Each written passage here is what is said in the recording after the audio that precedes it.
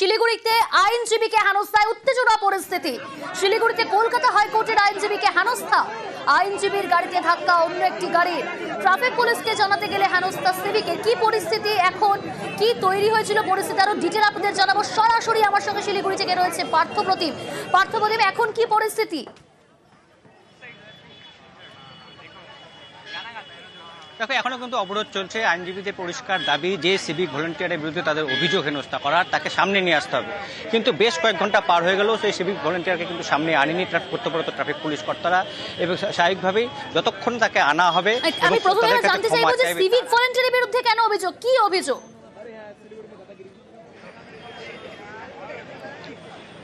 অভিযোগ হলো এই কলকাতা হাইকোর্টের আইনজীবী এবং তার স্ত্রী দুজনে যখন সেবক যাচ্ছিলেন, তার গাড়িকে পিছন থেকে অন্য একটি গাড়ি এসে ধাক্কা মারে, এবং সে যখন এই আইনজীবী গাড়ি থামায়, ওই যে গাড়িটি ধাক্কা মারে সে পালিয়ে যায়।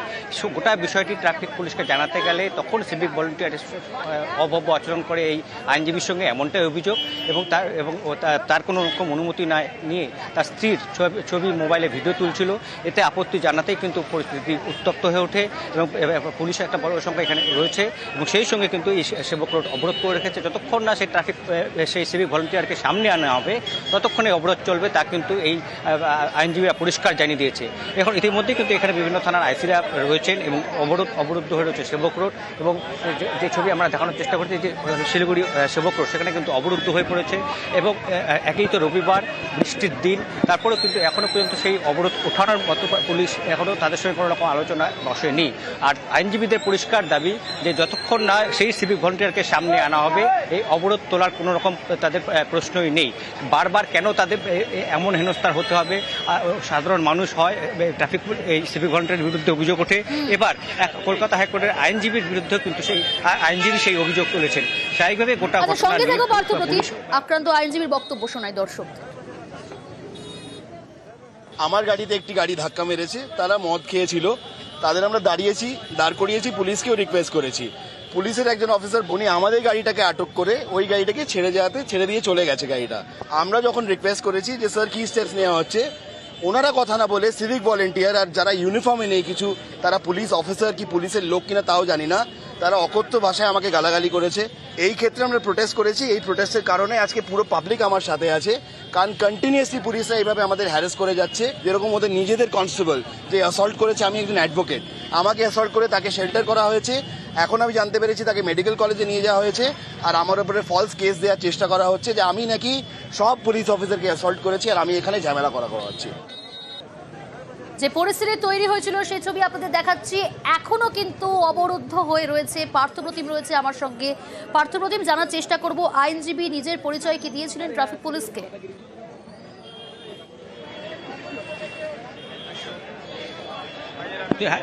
তিনি জানিয়েছেন, তিনি কিন্তু এমনটাই দাবি করেছেন যে তিনি কলকাতা হাইকোর্টের যে আইনজীবী সেটা কিন্তু তিনি জানিয়েছেন, তারপরে তার সঙ্গে এরকম ব্যবহার করা হয়েছে, এমনটাই কিন্তু তার অভিযোগ। আমি আরেকবার আইনজীবীর সঙ্গে সরাসরি এখন কি sorry I am talking to the public prosecutor এই আইনজীবীর সঙ্গে আমরা এর আগেও কথা বলেছি, কিন্তু তিনি দাবি করেছেন তিনি কিন্তু তার পরিচয় দিয়েছিলেন, তারপরেও তাকে হেনস্থা হতে হয়। আর তার প্রতিবাদই কিন্তু এই রাস্তা অবরোধ করছে আইনজীবীদের একটা অংশ, এবং সাধারণ মানুষ তারাও কিন্তু এই আইনজীবীর পাশে দাঁড়িয়ে কিন্তু এই অবরোধকে সমর্থন করে। সেই ক্ষেত্রে যান চলাচল তো এখন তুমি যেমনটা বলছিলে যে অবরুদ্ধ হয়ে রয়েছে, যান চলাচল বিকল্প কোনো পথে যাতায়াত করা হচ্ছে?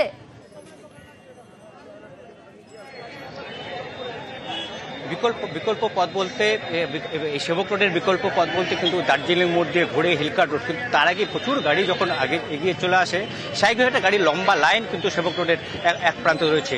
এবং এই অবরোধ যখন শুরু হয় তার কিছুক্ষণ পর ট্রাফিক ঘোরানো হলেও এখনও পর্যন্ত কিন্তু যেসব গাড়ি আগে চলে এসেছিল সেসব গাড়ি কিন্তু এখনও অবরোধের মধ্যে পড়ে রয়েছে।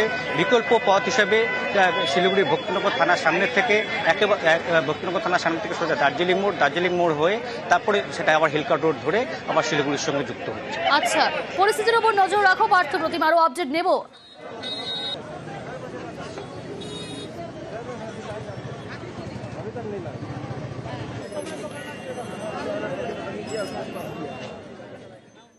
আসছি পরের খবরে।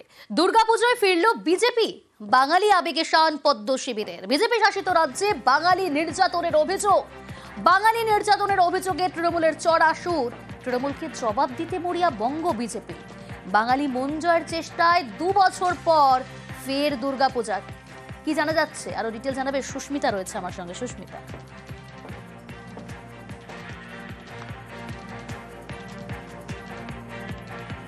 বাঙালি মন জয়ের চেষ্টায় 2 বছর পর ফের দুর্গাপুজোয় ফিরল বিজেপি। বাঙালি আবেগে শান পদ্ম শিবিরের। বিজেপি শাসিত রাজ্যে বাঙালি নির্যাতনের অভিযোগে তৃণমূল কংগ্রেসের চড়া সুর, আর তৃণমূলকে জবাব দিতে মরিয়া বঙ্গ বিজেপি। বাঙালি মন জয়ের চেষ্টায় 2 বছর পর ফের দুর্গাপুজো। সুস্মিতা রয়েছে, প্রতিনিধি সুস্মিতার কাছ থেকে আরো ডিটেল জানার চেষ্টা করব। সুস্মিতা,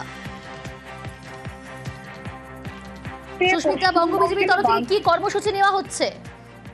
দেখো, বঙ্গ বিজেপির তরফ থেকে এবার আবারও একবার দুর্গাপুজোকে সামনে রেখে দুর্গোৎসব পালনের ডাক দেওয়া হয়েছে এবং সম্প্রতি অতীতে আমরা দেখেছি পশ্চিমবঙ্গের জন্য বাঙালি অস্মিতার দিকে ঝুঁকতে বিজেপিকে। এমনকি শ্রমিক ভট্টাচার্য রাজ্য সভাপতি ঘোষণা হওয়ার দিনেও তিনি বাংলা এবং বাঙালি সংস্কৃতির উপর জোর দিয়েছে আগামী দিনে রাজনৈতিকভাবে কর্মসূচি গ্রহণ করবে বিজেপি, সেই ইঙ্গিত দিয়েছিলেন। এমনকি বিজেপির রাজ্য সভাপতির যে সংবর্ধনা মঞ্চ, সেখানে রামচন্দ্রের বদলে কালীঘাট মন্দিরের বিগ্রহের ছবি দেখা গিয়েছিল। বিজেপির মুখে, বিজেপির কেন্দ্রীয় নেতাদের মুখে জয় মা কালী, জয় মা দুর্গা স্লোগান দেখা দিয়েছে। এবং সেই আবহেই এবার বিজেপির 2020 সালে প্রথম ইজেটসিতে দুর্গাপুজো হয় এবং তার পরবর্তীতে 2020, 2021, 2022 এই 3 বছর দুর্গাপুজো হয়েছিল। কিন্তু 2021-এ বিধানসভা ভোটে প্রত্যাশিত ফল না পাওয়ার কারণে সেই পুজোর আয়োজনে বেশ কিছুটা ভাটা পড়ে। পরপর 3 বছর পুজো করতেই হবে, সে কারণে 2022-এই পুজো সীমিত পরিসরে হয়ে বন্ধ হয়ে যায়। 2023, 2024 পুজো বন্ধ ছিল। 2025 অর্থাৎ এবছর আবারও একবার দুর্গাপুজোর আয়োজন করা হচ্ছে ইজেটসিতে। এবার সাড়ম্বরে পুজো হবে, এমনকি কেন্দ্রীয় হেভি ওয়েট নেতা দিয়ে পুজো উদ্বোধনের ভাবনাও রয়েছে বঙ্গ বিজেপির। এবারে পুজোর দায়িত্বে রয়েছে বিজেপি কালচারাল সেলের প্রধান, সাংস্কৃতিক সেলের প্রধান রুদ্রনীল ঘোষ। এবং আজ শ্রমিক ভট্টাচার্যের উপস্থিতিতে পূর্বাঞ্চলীয় সংস্কৃতি কেন্দ্র অর্থাৎ ইজেটসিতে বিজেপির কুটি পুজো চলা হয়েছে। এবং এখানেই প্রশ্ন উঠছে, তাহলে যে বিজেপি হিন্দুত্ব প্রচারে জোর দিয়েছে কয়েক বছরে, সেখানে হিন্দুত্ব, বাঙালি অস্মিতা, বাংলা ভাষা, বাংলা সংস্কৃতিকে শান দেওয়ার জন্য 26-এর নির্বাচনের আগে বাঙালির প্রধান উৎসব দুর্গাপুজোয় কি আবার মনোনিবেশ করলো বিজেপি? সেই প্রশ্ন যখন জোরালো হচ্ছে, বিজেপির নেতৃত্ব সুকান্ত মজুমদার, শ্রমিক ভট্টাচার্য যারা বলছেন বিজেপি দুর্গাপুজো করে না, দুর্গাপুজো করে বিজেপির কর্মীরা, বিজেপির বাঙালি হিন্দু কর্মীরা।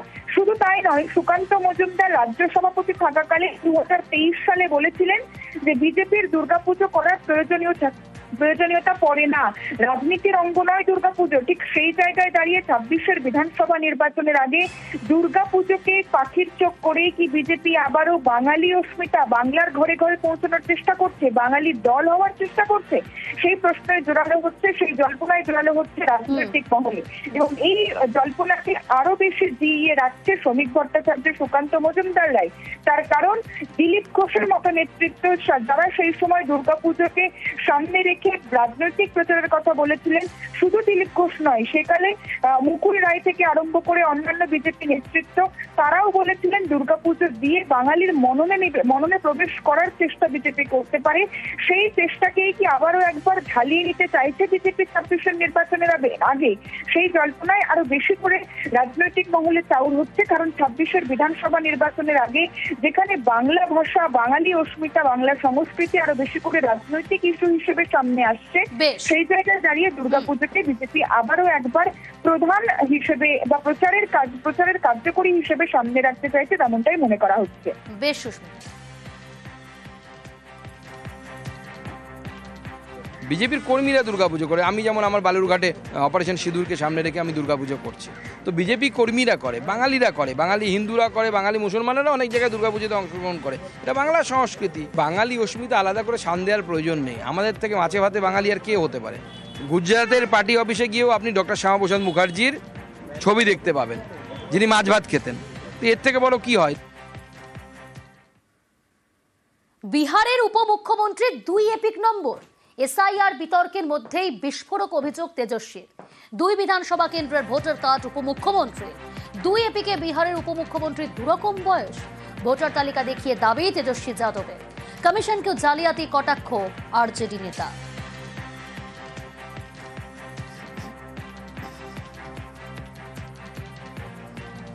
कि आपके पास 2 EPIC नंबर है, वो भी 2 अलग अलग विधानसभा क्षेत्रों का।